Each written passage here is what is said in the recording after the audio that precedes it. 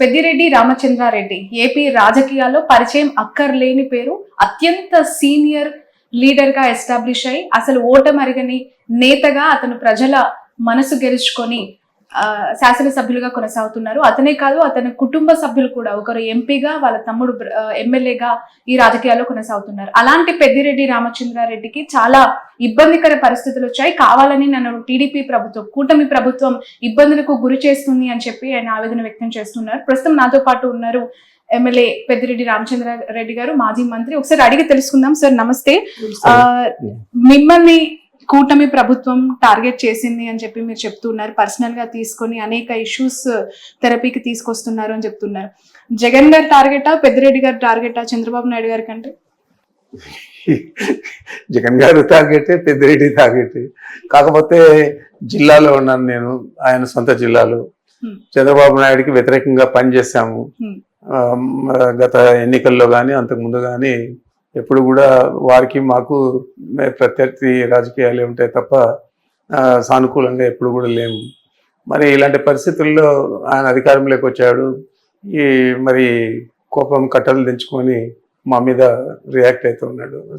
సామాన్యంగా సహజంగానే ఉంటుంది, దాన్ని మనం ఎదుర్కోవాలి. రైట్. అంటే ఏ ప్రభుత్వం అధికారంలోకి వచ్చినా ఒకరిపైన ఒకరు ఆరోపణలు చేసుకోవటము, గత ప్రభుత్వంలో ఇన్ని అరాచకాలు జరిగాయని చెప్పడం అనేది కామన్ అయిపోయింది. కానీ ఇక్కడ పర్సనల్ అటాక్స్ వరకు వెళ్ళి చంపటము, అనేక దాడులు చేయటము, విగ్రహాలు పగలగొట్టడం, ఈ ఇష్యూస్ అన్ని చూస్తున్నప్పుడు ఏపీలో రాజకీయ పరిస్థితులు ఎలా ఉన్నాయి అనే మాటకి మీ సమాధానం?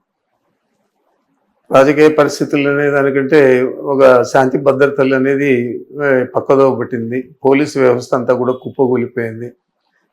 చంద్రబాబు నాయుడు చెప్పు చేతల్లో అధికారులందరూ కూడా విలువెల్లాడిపోతున్నారు. మరి చంద్రబాబు నాయుడు ఏమో కక్ష సాధింపు చర్యలకు పూర్తి స్థాయి ప్రాధాన్యత ఇస్తా ఉన్నారు. మరి మీరంతా కూడా చూశారు, మా నాయకుడి ఆధ్వర్యంలో, జగన్మోహన్ రెడ్డి గారి ఆధ్వర్యంలో ఢిల్లీలో కూడా మేము ధర్నా చేశాము. అక్కడ వీడియోలన్నీ కూడా దేశ రాజకీయాల్లో ఉన్న సీనియర్ నాయకులకి అందరికీ కూడా చూపించడం జరిగింది. వారు కూడా వాళ్ళ అభిప్రాయాలు వ్యక్తం చేయడం జరిగింది. అదేవిధంగా నేషనల్ మీడియాకంతా కూడా అవన్నీ కూడా చూపడం జరిగింది. మరి ఎంత దారుణంగా బీహార్లో కానీ ఏ రాష్ట్రంలో కూడా భారతదేశంలో ఇంతవరకు జరగలేదనేది ప్రతి ఒక్కరి ఆలోచన కూడా. కూటమి ప్రభుత్వం ఇచ్చిన హామీలను అమలు చేయటానికి రాష్ట్ర ఖజానా ఖాళీగా ఉంది, నా మీద చాలా బాధ్యత ఉంది, ఇవి అమలు చేయాలి అంటే లాట్ ఆఫ్ ఫైనాన్షియల్ నీడ్ అవసరం ఉంది అని చంద్రబాబు నాయుడు పదే ప్రతి ప్రెస్ మీట్ లో చెప్తున్నారు. మొత్తం డబ్బా పెట్టని ఖాళీ చేసేసింది వైసీపీ ప్రభుత్వం. అంటే సంక్షేమ పథకాలకే ఇచ్చేసారు, ఇంకా అమౌంట్ ఏమీ లేకుండా చేసేసారు అనేది ఎలా క్లెయిమ్ చేసుకుంటుంది వైసీపీ దీన్ని? ఈరోజు మనం పరిస్థితి చూస్తే 2019 ఎన్నికలైన తర్వాత జగన్మోహన్ రెడ్డి గారు ఏమైతే హామీలు ఇచ్చారో అవన్నీ కూడా తూచా తప్పకుండా అమలు చేస్తాం 2024 దాకా కూడా. దాంట్లో ప్రధానంగా మనం చూడాల్సింది, ఆ రోజు కేవలం 100 కోట్లతో మనం రాష్ట్ర ఖజానాను తీసుకోవడం జరిగింది. మరి ఈరోజు 1000 కోట్లతో రాష్ట్ర ఖజానా జగన్మోహన్ రెడ్డి గారు చంద్రబాబు నాయుడుకి అప్పగించారు. మరి ఆయన సూపర్ 6 హామీలు ఇచ్చాడు. మరి ఎందుచేత ఆ హామీలన్నీ కూడా ఆయన అమలు చేయడానికి సంకోచిస్తూ ఉన్నాడు? ఎంచేత అన్ని కూడా పోస్ట్పోన్ చేయడము లేకపోతే వదిలేయడం చేస్తూ ఉన్నాడు. మరి ఇవన్నీ కూడా రాష్ట్ర ప్రజలంతా కూడా గమనిస్తూ ఉన్నారు. Okay, right. చిత్తూరు జిల్లాకు సంబంధించిన నాయకుడు పెద్దిరెడ్డి రామచంద్రారెడ్డి. అలాంటి ఒక నాయకుడిని సైట్ చేస్తే, లేదంటే తనని కొంత తక్కువ చేస్తే రాజకీయంగా నాకు తిరుగుండదని ఒక భావన కనిపిస్తుందా? లేదు అంటే గతంలో నిజంగానే మీరు తప్పులు చేయటం వల్లనే ఇప్పుడు ఎత్తి చూపిస్తున్నారని? ఈ రాష్ట్ర ప్రజలకు అందరికీ కూడా ఇందాక నేను మీడియాలో చెప్పాను, మేమేం కూడా తప్పు చేయలేదు. ప్రత్యేకంగా మా జిల్లా ప్రజలకు నేను చెప్పుకోవాల్సిన అవసరం లేదు, వాళ్ళందరికీ కూడా నా వ్యక్తిత్వం గురించి బాగా తెలుసు. మరి ఇలాంటి పరిస్థితుల్లో కేవలం ఏదైనా రాజకీయంగా మామూలుగా ఒక పార్టీ తరఫున పనిచేస్తాం తప్ప ఎప్పుడు కూడా ఇండివిజువల్గా వ్యక్తిని తీసుకొని అతని క్యారెక్టర్ హననం చేయడం కానీ, మరి ఆ వ్యక్తిని టార్గెట్ చేసి కేసులు ఇరికించడం కానీ, ఇది ఎప్పుడు కూడా మా పార్టీ కానీ మా నాయకుడు జగన్మోహన్ రెడ్డి గారు కానీ చేయలేదు. చంద్రబాబు నాయుడే కాదు, ఏ వ్యక్తి మీద కూడా చేయలేదు. మరి ఈరోజు చంద్రబాబు నాయుడు కొత్తగా ఈ ఆలోచనతో ముందుకు వచ్చాడు కాబట్టి తప్పకుండా కొన్ని ఇబ్బందులు ఉంటాయి, అయినా కూడా ధైర్యంగా ఎదుర్కొంటాం.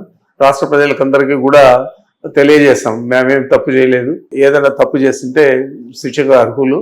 అదే కాకుండా ఏ కేసులు పెట్టినా కూడా అవన్నీ కూడా తప్పుడు కేసులు అనేది కూడా నిరూపిస్తాం ఈ రాష్ట్ర ప్రజలకు అని చెప్పి తెలియజేస్తూ ఉంటాం. సార్, యాక్చువల్గా నాయకులే ఇంత ఇబ్బందులు పడుతున్నారు, కేసులను ఎదుర్కొంటూ ఉన్నారు, అరెస్టులు అవుతున్న పరిస్థితి. కార్యకర్తలకి ఇలాంటి సమయంలో ఎలాంటి భరోసా ఉంటుంది, ఎలాంటి ధైర్యం ఉంటుంది మీతో కలిసి పనిచేయడానికి? కార్యకర్తలందరూ కూడా ధైర్యంగా ఉన్నారు. వాళ్ళందరూ కూడా వైఎస్ఆర్ కాంగ్రెస్ పార్టీకి పూర్తి స్థాయి మద్దతు ఇస్తూ ఉన్నారు. దాంట్లో ఎలాంటి ఇది లేదు. మా నాయకుడు జగన్మోహన్ రెడ్డి గారి మీద విపరీతమైన ప్రేమ అభిమానాలు ఉన్నాయి.